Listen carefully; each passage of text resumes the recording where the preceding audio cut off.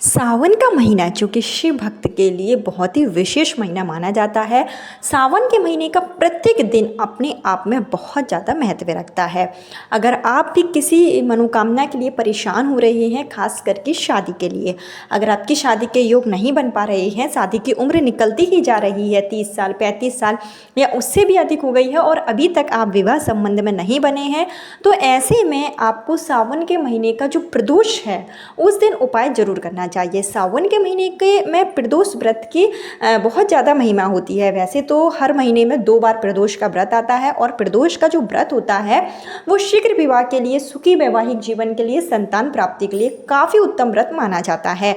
और अगर सावन के महीने में ये प्रदोष का व्रत पड़ता है और प्रदोष के दिन आप शिव भगवान की पूजन करते हैं, उनकी वंदना करते हैं, माता पार्वती के समक्ष प्रिय उपाय कर लेते हैं, तो निश्चित ही आपकी संतान संबंधी जो भी परेशानी होती है या फिर आपका जो शीघ्र विवाह नहीं हो पा रहा है या फिर जो माताएं हैं जिनको आए दिन परेशानी रहती है कि उनकी संतान की शादी क्यों नहीं हो रही है, शादी में विलंब आ रहा है और आपने कई प्रयास कर लिया है उसके बावजूद भी आपका विवाह नहीं हो पा रहा है। कई बार रिश्ता आता है लेकिन रिश्ता कभी सामने से मना हो जाता है और कभी आपकी तरफ से मना हो जाता है, आपको आपके लेवल का जीवन साथी नहीं मिल रहा है, तो ऐसे में आप शिव आराधना जरूर करें। भोलेनाथ की आराधना करने से आपके जीवन में चल रही जो परेशानियां होती हैं वो बहुत जल्दी दूर हो जाती हैं।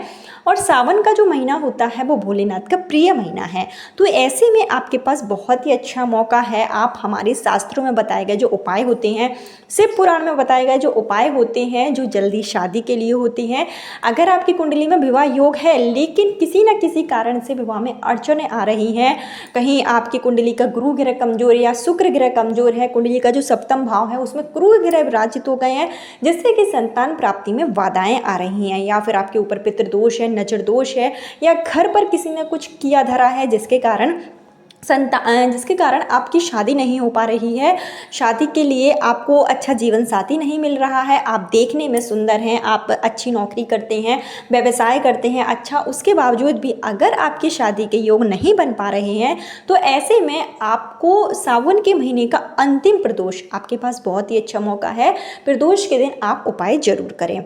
आपको बता दें कि इस बार सावन के महीने का जो अंतिम प्रदोष है वो 6 अगस्त बुधवार के दिन होगा।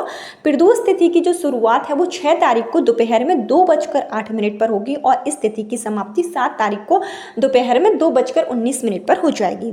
तो प्रदोष काल में जो शिव भगवान की पूजा आराधना होती है वो प्रदोष काल में मानी जाती है, तो इसलिए 6 अगस्त बुधवार को दिन प्रदोष का जो व्रत रखा जाएगा। तो अगर आप प्रदोष का व्रत रखते हैं, जो कुंवारी कन्याएं हैं वो प्रदोष का व्रत रखती हैं, तो काफ़ी अच्छी बात है। अगर आप व्रत नहीं रखती हैं और आप नए व्रत की शुरुआत करना चाहती हैं तो आप सावन के महीने के प्रदोष से प्रदोष का व्रत उठा सकती हैं। जो भी लड़के हैं जिनकी शादी में अड़चनें आ रही हैं, अगर वो भी व्रत रखते हैं और उपाय करते हैं तो उनके ऊपर ईश्वर की अति कृपा होगी। अगर आप व्रत नहीं रख पा रहे हैं तो आप सिर्फ उपाय कर सकते हैं। मैं आपको जो उपाय बताऊंगी वो आपको 6 अगस्त प्रदोष काल में यानी कि शाम के समय करना है। किस तरीके से आप करेंगे, क्या चीज़ों की आवश्यकता होगी, मैं आपको इसमें संपूर्ण जानकारी वीडियो में दूंगी, तो वीडियो को स्किप बिल्कुल ना करें, लास्ट तक देखें। और वीडियो अगर पसंद आती है और आपको हेल्पफुल लगती है तो वीडियो को लाइक जरूर करें। और ऐसे ही जानकारी अगर आप और भी ज़्यादा पाना चाहते हैं तो आप बेल आइकन जरूर प्रेस कर लें, जिससे मेरे आने वाले वीडियो का नोटिफिकेशन सबसे पहले आप तक पहुंचेगा। और ज़्यादा से ज़्यादा वीडियो को शेयर करें जिससे कि आपके जो मित्र हैं, आपके जो सगे संबंधी हैं जिनको शादी में अड़चनें आ रही हैं, उनकी भी समस्या का निदान हो सके।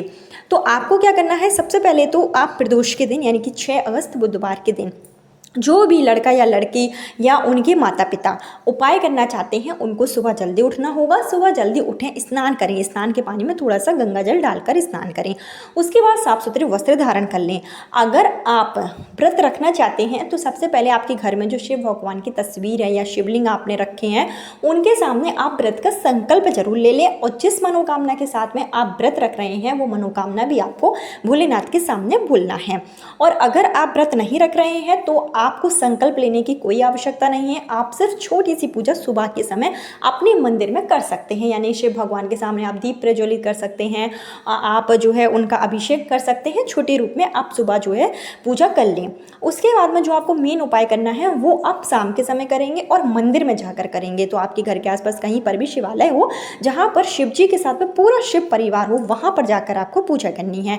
आप पूजन सामग्री लेकर जाएं, जो भी शिव भगवान की प्रिय चीज़ें हैं वो आप लेकर जाएं। इसके साथ ही जो आपको विशेष उपाय करना है उसमें आपको एक आटे का दीपक लेकर जाना होगा, जिसमें आपको गोल बाती और घी का प्रयोग करना है।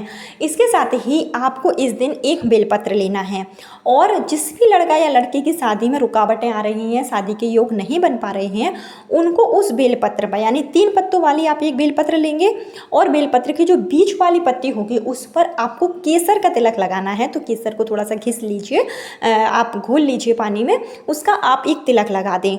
तिलक लगाने के बाद में आपको यह जो बेलपत्र है उस पर, उस पत्ती पर आपको अपने अंगूठे का स्पर्श करते हुए शिवलिंग पर, शिव जी की जो पिंडी है वहाँ पर आपको यह बेलपत्र अपना नाम और गोत्र बोलते हुए समर्पित कर देना है। याद रखिए, जब बेलपत्र चढ़ाएंगे तो बेलपत्र का जो मुख है, जो बाहरी हिस्सा होगा वो जलधारी की तरफ होना चाहिए।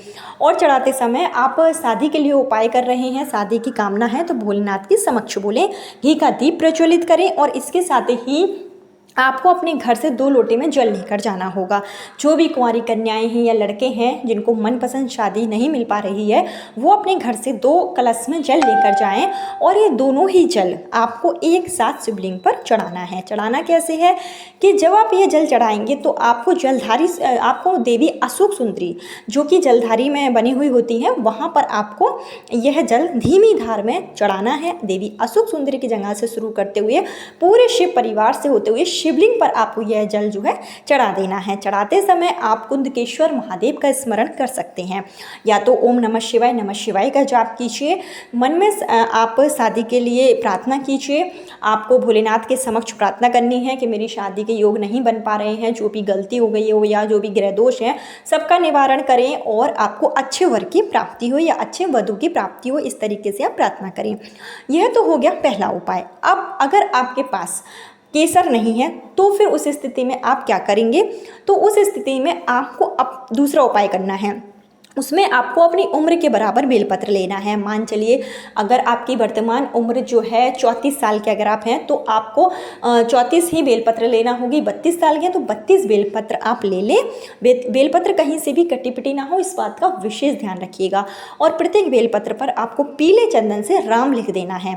पीले चंदन से राम लिख दीजिए, और यह बेलपत्र शिव मंदिर में जाकर शिवलिंग के ऊपर आप एक एक करके शिवलिंग पर अर्पित करें। अर्पित करते समय नमः शिवाय, ओम नमः शिवाय का लगातार जाप करते जाएं।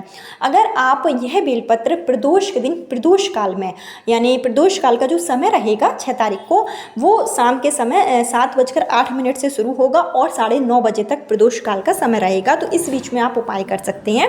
यह बेलपत्र आप शिवलिंग के ऊपर चढ़ा दें, अपनी शादी की कामना करें, निश्चित ही आपकी शादी के योग बनेंगे। प्रदोष के दिन किया जाने वाला यह उपाय बहुत ही कारगर है, तो इसको आपको प्रदोष काल में जरूर करना है। बेलपत्र का यह उपाय पूर्ण रूप से कार्य करता है और आपकी शादी में जो भी अड़चनें आ रही हैं, जो भी रुकावटें आ रही हैं, वो दूर होगी।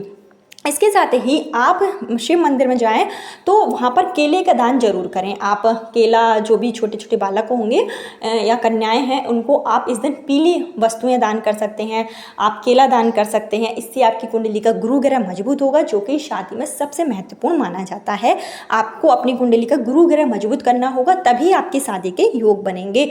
तो आप प्रदोष के दिन जो है केले का दान कर सकते हैं। इसके अलावा एक छोटा सा उपाय आपको और करना है। अगर आपकी शादी में लगातार अड़चनें आ रही हैं तो आप समी वृक्ष के पास जाएं। कहीं पर भी समी का वृक्ष हो वहाँ पर आपको जाना है और हल्दी के हाथे लगाना है आपको समी वृक्ष के ऊपर। अपने हथेली में आप हल्दी के हाथे उसके बाद समी वृक्ष के ऊपर लगाना है, और वहाँ की जड़ की थोड़ी सी जो मिट्टी होगी उससे आपको तिलक लगाना है। और आपके साथ जो भी जाए उससे आपको बोलना है कि आपका मुँह मीठा कर दे। जो भी लड़के लड़की की शादी में अड़चनें आ रही हैं उनको समी वृक्ष के पास में खड़े होकर अपना मुँह मीठा करवाना है। और मिठाई आप कुछ भी खा सकते हैं, गुड़ खा सकते हैं, कोई भी मिठाई खा सकते हैं, और हल्दी हल्दी के हाथे आप शमी वृक्ष में लगा दें और जड़ का आप चंदन लगाएं। इसको आप चाहें तो सुबह के समय भी कर सकते हैं या तो आप शाम के समय ही कर लीजिए। प्रदोष काल में करेंगे तो काफ़ी लाभदायक होगा। तो शमी वृक्ष की पूजा अगर आप प्रदोष के दिन करते हैं तो इससे आपको भोलेनाथ का आशीर्वाद प्राप्त होता है, माता पार्वती का आशीर्वाद प्राप्त होता है और आपको मनोवांछित फल की प्राप्ति अति शीघ्र हो जाती है। इसके अलावा आप जो है प्रदोष के दिन, प्रदोष काल में शिव पार्वती का गठबंधन अवश्य कराएं, क्योंकि इस दिन शिवावास योग लग रहा है जो कि बहुत ही शुभ योग माना जाता है। और ऐसे गठबंधन कराते हैं, यानी कि गठबंधन आपको कराना कैसे है कि आपको एक मौलिक का धागा लेना है। सबसे पहले तो आप शिव भगवान की पूजा करेंगे, माता पार्वती की पूजा करेंगे। माँ पार्वती को आप सिंदूर अर्पित करें, सुहाग का जो सामान है वो आप माँ पार्वती को अर्पित करेंगे। उसके बाद में एक मौलिक का धागा लें और उस धागे को माँ पार्वती से शुरू करते हुए आपको शिव जी की तरफ आना है और 7 बार यह धागा आपको जो है लपेट देना है। तो ऐसे मंदिर का आपको चयन करना होगा जहाँ पर शिव जी के साथ में माता पार्वती विराजित हों, यानी जहाँ पर पूरा शिव परिवार हो, ऐसे ही मंदिर में ही आपको जाना होगा। वहाँ पर आप माता पार्वती और शिव भगवान का गठबंधन करें और अपनी शादी के लिए प्रार्थना करें। ऐसा करने से माँ भगवती की कृपा आप पर होती है। माँ पार्वती की कृपा से आपकी शादी के योग बहुत जल्दी बन जाते हैं। तो इस कार्य को भी आप सावन के अंतिम प्रदोष यानी कि 6 अगस्त को कर सकते हैं। इसके साथ ही माँ पार्वती को इस दिन मीठा पान जरूर आप चढ़ाएं। जो भी कुंवारी कन्याएं हैं जिनकी शादी में अड़चने आ रही हैं उनको इस दिन मीठा पान लेकर माँ पार्वती को जरूर चढ़ाना चाहिए। ऐसा करने से आपकी जो ग्रह दोष होते हैं, जो भी बाधाएं होती हैं वो बहुत जल्दी दूर हो जाती हैं और अति शीघ्र आपको मनोवांछित वर की प्राप्ति होती है और आपके उत्तम कुल में शादी हो जाती है। तो इस उपाय को, लेकिन अगर आप इनको करते हैं तो इससे आपके भाग्य की रेखाएं प्रबल होती हैं। भोलेनाथ है जो कि आपकी किस्मत भी बदल सकते हैं। तो इन सब उपायों को जरूर करें, आपके जीवन में चल रही परेशानियां दूर होंगी और आपको जो है शादी के योग आपके उसी दिन से बनने शुरू हो जाएंगे। कल फिर मिलती हूँ नई वीडियो नए उपाय के साथ। जब तक के लिए हर हर महादेव, ओम नमः शिवाय।